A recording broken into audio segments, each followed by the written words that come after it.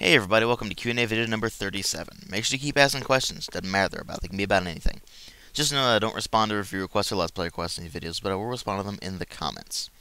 You can post your questions in the comments below, you can send them to me via PM, or you can put them in the appropriate section on the forums. Anyway, today we're going to start with a question from MJ1284. DW, have you ever got bored of gaming? Literally so bored you couldn't care to sit in front of your PC longer than 5 minutes. If so, what got you back into gaming? I've never gotten that bored with gaming because PCs are for more than just gaming, you know. I mean, I do work on them all the time. I also do some writing and graphics editing, stuff like that. So, have I ever gotten really bored of gaming? Yes. It actually happens more often than you'd think. Usually because I'll play a certain game for a really long period of time, just with this drive to complete it, and then I complete it, and then I just feel drained. So I just need to take a break. And what I end up doing with that is, I'll just not game for a day or two. Usually about a day. I'll go and do other stuff. I'll go watch movies, or read a book, or write something, draw something. Just anything but gaming for basically a day, and that's usually enough to just have a cooldown period there. And then just get right back into gaming later on. And usually I'll go from this drive to having this period where I'm just like, whatever. So, that tends to happen. Also, if you haven't noticed, I'm having allergy problems, so bear with me. King Pluto Zhao asks, what publisher is worse in your opinion, EA or Activision? Mostly EA. Why? Because Activision, while they don't put out a lot of new stuff that's actually really good, and they just recycle Call of Duty pretty much every year, at least Call of Duty's still fun to play.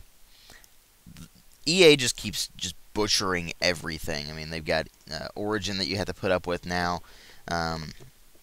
Just foul business practices in general. They forcing pretty much everything to use the Frostbite engine now. It's just all sorts of things like that that are just... It's annoying. I mean, they've got online pass stuff that's required.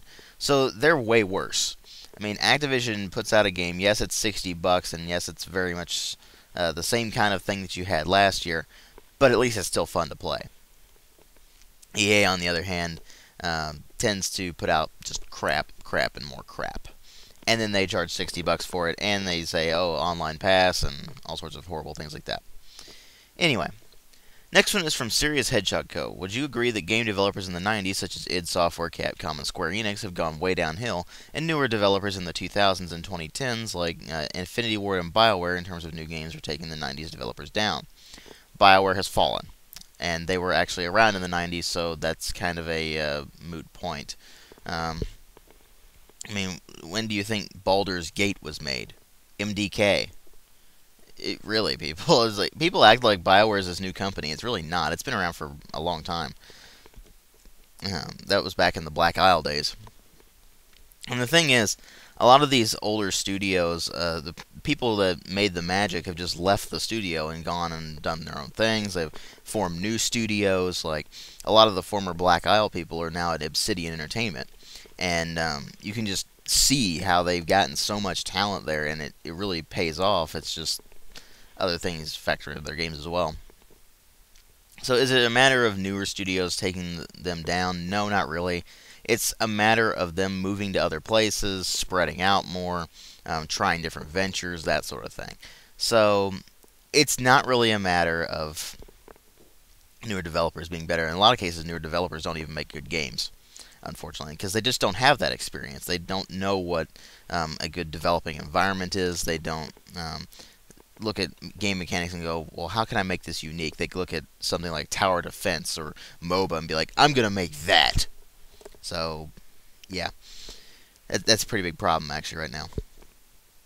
Whereas the older developers are actually more willing to expand on the things that actually make games great. So, yeah. Anyway, next one is from Jalukaful. I'm horribly pronouncing that, I'm sure. Recently, my PC crashed. This leaves me with an Xbox 360 and an Apple ProBook. I know that both devices are not really optimal, but I was wondering if you have any advice regarding Apple games. I'm not expecting the big wow factor, but I do like Monkey Island. I haven't gamed on a Mac for a really, really long time. The last game I played on a Mac was MechWarrior 2. And that was back in the old Macintosh days where it was still called a Macintosh. And yeah, basically, you're looking at games that are much older than what PC is getting right now. That you have several years of time between when something is released on PC and when it's released on Mac these days. It's very unfortunate, but that's usually the case. As for Apple games in general, just a lot of them are the same stuff that you can get on PC. So if you've already got them, don't bother. I would recommend actually just emulating Windows on there. I mean, I know you can dual boot basically. I don't really know how to do it because I haven't used a Mac in a very, very long time. But yeah, I mean, you could just do that and play Windows games on it. It's probably not going to be optimal, but you can do that anyway. So yeah. And the last one for today is I'm a Shining Armor asks, what are your thoughts on Nintendo, Sony, Microsoft? I don't like Sony just because I don't like the PlayStation. I'm sure there are some great games that they put out, but I just don't like their hardware. Microsoft is all over the place. Some things they do are pretty good. Some things they do are horrible.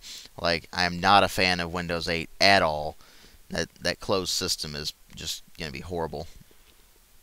I'm just not a fan of that at all. I'm not a fan of their DRM practices where when you install Windows 7 on your system, it actually ties to the motherboard, and you cannot install that version of Windows ever again.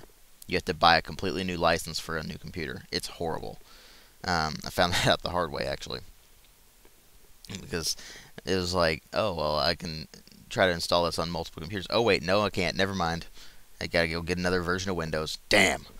So, yeah, Microsoft, as far as their DRM practices, are just terrible. They still put out some pretty reasonably good games, though. I mean, they're very few and far between, of course, but they still put out some decent stuff. As for Nintendo, DS was pretty much a failure. There weren't that many good games on it, especially not from Nintendo. I mean, I'm a huge fan of the Legend of Zelda series, and the two that they put out on DS were terrible. I don't have a Nintendo Wii, so I can't really comment on Wii games right now. But they just haven't interested me in the past couple of years. It's ever since the GameCube basically died, I haven't really had much of an interest in Nintendo, apart from the Legend of Zelda series.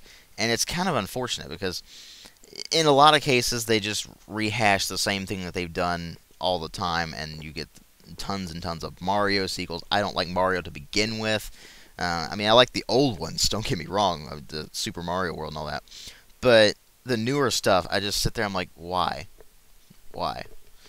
So, I hope Nintendo can bounce back and really get that charm again, but right now they're just in a rut. Sony, just no interest, and never have had much interest in them. And Microsoft, they need to get their act together with their operating systems, but that's kind of it. Anyway, that was Q&A 37, and I will catch you guys in later videos.